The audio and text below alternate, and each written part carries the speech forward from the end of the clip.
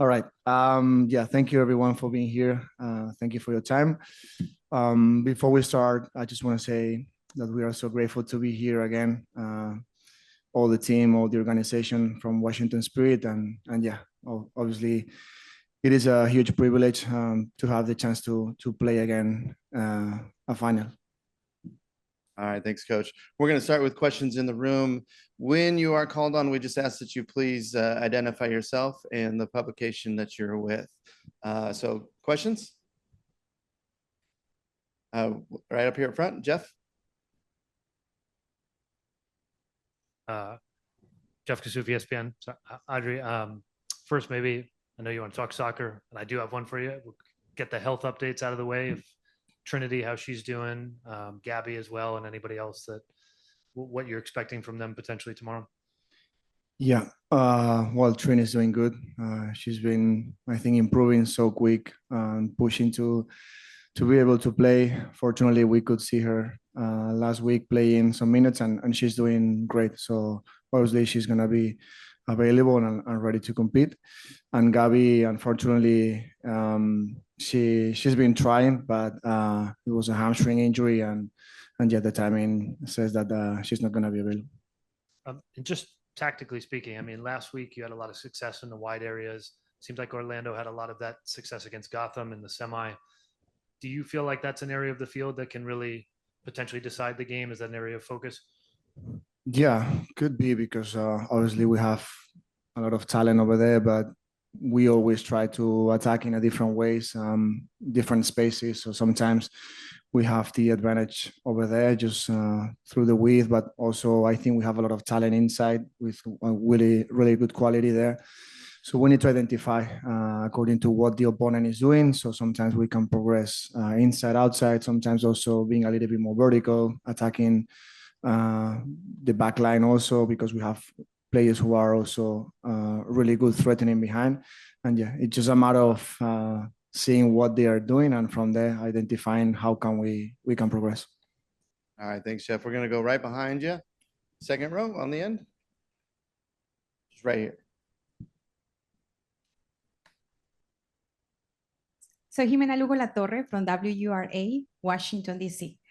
Adrián, bueno, vimos el entrenamiento y vimos a las jugadoras muy motivadas, escuchando hasta Bad Bunny en los entrenamientos. ¿Esto es algo que se hace siempre o esta es la primera vez que están haciendo esto, por lo que ya estamos llegando a la final? No, es algo que siempre se hace. Al final, antes de iniciar el entrenamiento, siempre hay una parte previa de preactivación, donde siempre hacemos un trabajo normalmente en gimnasio. Hoy, evidentemente, pues lo hemos hecho en campo, y siempre es un momento donde siempre hay muy buena energía, donde les gusta, a la vez que están trabajando, también les gusta estar, pues eso, con música, generando esa buena energía, bailando, y creo que es algo importante también, y como lo hemos venido haciendo durante todo el año, pues hoy evidentemente no íbamos a cambiarlo. All right, we're going to come up to the front row to Tamara. Hi, Audrey. Tamara Griffin with The Athletic. Can you talk about Rose Kwasi's development, not just over the course of this season, but beginning with last season? It seems like she has a lot of layers to her, and it's been really fascinating to just watch her sort of blossom, both in terms of her personality and on the field, collaborating and building these relationships with Gift and Croy and everyone else on the team. So if you could just sort of reflect on how you've seen her grow as a coach. Absolutely. I think she's having a huge impact right now. She also did that last season, but maybe in front of the goal, she was a little bit frustrated sometimes because she was creating a lot of chances, but she's helping us a lot. We can see how fast she is, and she can thread behind. I think also she's improving a lot, being more patient sometimes on the ball, slowing down a little bit. Decision making also is improving, assisting. Yeah, he's a really, really dangerous, especially when she receives with time and space. She's able to, I think, to beat any opponent in this league. And also, we love her. She's just a personality, always smiling, making jokes. So I'm so happy for her, because obviously it's not easy coming from another country, another league. So she needed some time to adapt. But also right now she feels like home. So she's doing really good.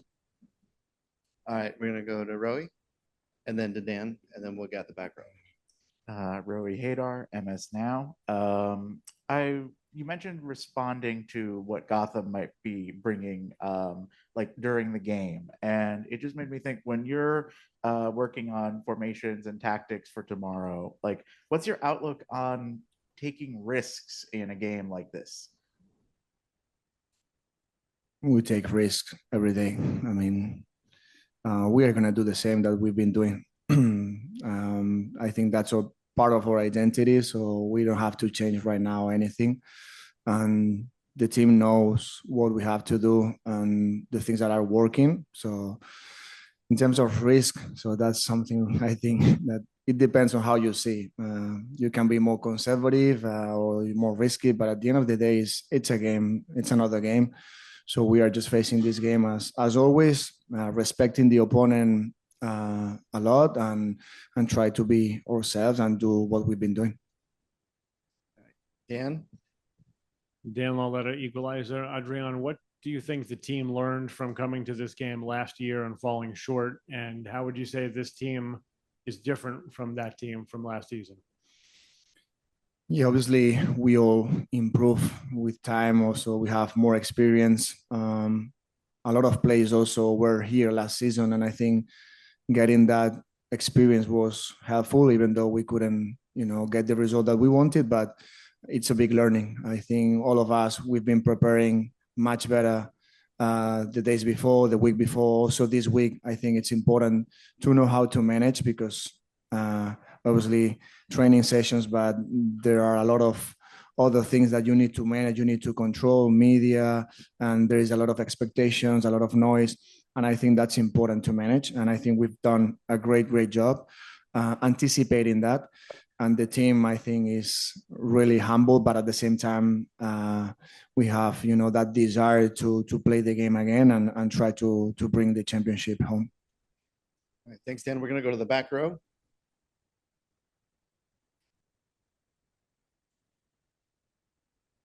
Jake Rom with DC News Now. Coach, it's good to see you.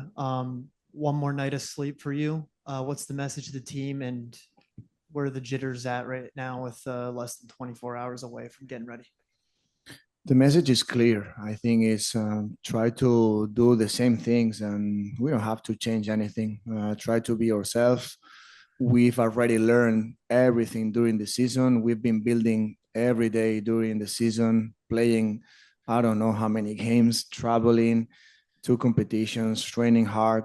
So everything is done. Now, obviously, in a game like that, details are important, but we already know what we have to do. We've proved that.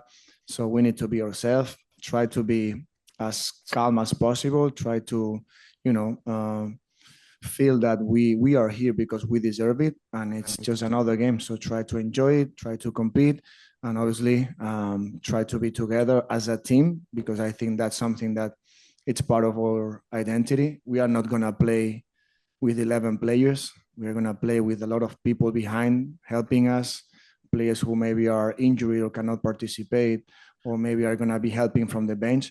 So we know that as a team, we have each other's back, and this is the biggest strength that we have. All right, we got 2 more questions in the room before we go to the Zoom, right here in the middle. Dino DeCespedes into the channel. Coach, last week versus Portland, a really great performance, maybe the best performance of the season so far. What was the recipe going into that match, to get that kind of performance?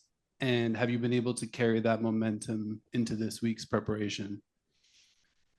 Well, I think, it's a matter of what we've been building during the season. And obviously the first game against Louisville, maybe we obviously coming from the international break and then Utah travel. So maybe physically we weren't maybe as we wanted. So we had to make rotations. And I think physically maybe that game we struggled a little bit also with the extra time.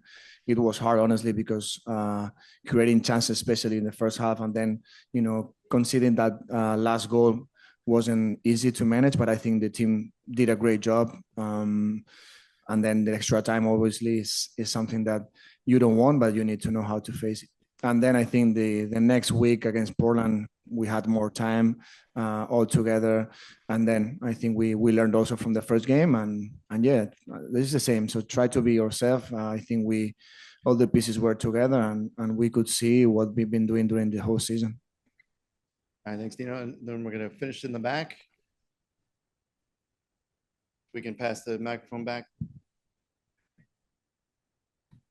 Anthony Flores with NBC Bay Area. I know you're focused on tomorrow's championship match, but just getting curious about your thoughts about the venue and having this championship match here in the Bay Area. It's beautiful. I love it. When I first came here last season to play against Bay, I really enjoyed the stadium, the vibes. I think people also are amazing.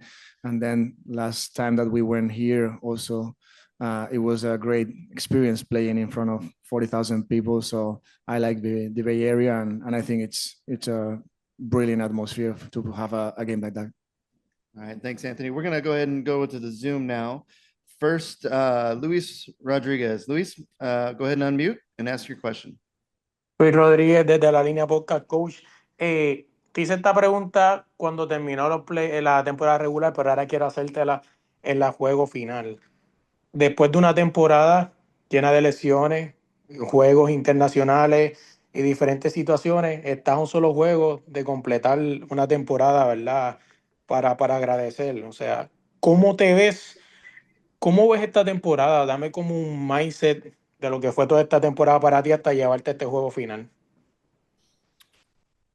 Creo que ha sido una temporada, la verdad que muy buena, llena de aprendizajes, con muchísimo trabajo detrás, con muchísimos entrenamientos, partidos, viajes, y creo que el equipo, pues bueno, ha crecido muchísimo, ¿no? En lo profesional, pero también a nivel personal. Creo que el equipo ha madurado muchísimo, tiene una mentalidad capaz de anteponerse a cualquier adversidad ahora mismo, y lo hemos demostrado, ¿no? Creo que hay un equipo con muchísima variabilidad, capacidad de atacar y defender de diferentes maneras, con muchísimas jugadoras disponibles, y sabiendo que el equipo tiene muchísima fuerza cuando estamos todas juntas. A partir de ahí, yo creo que la temporada, pase lo que pase mañana, es muy buena, y hay que estar agradecido y valorarla mucho.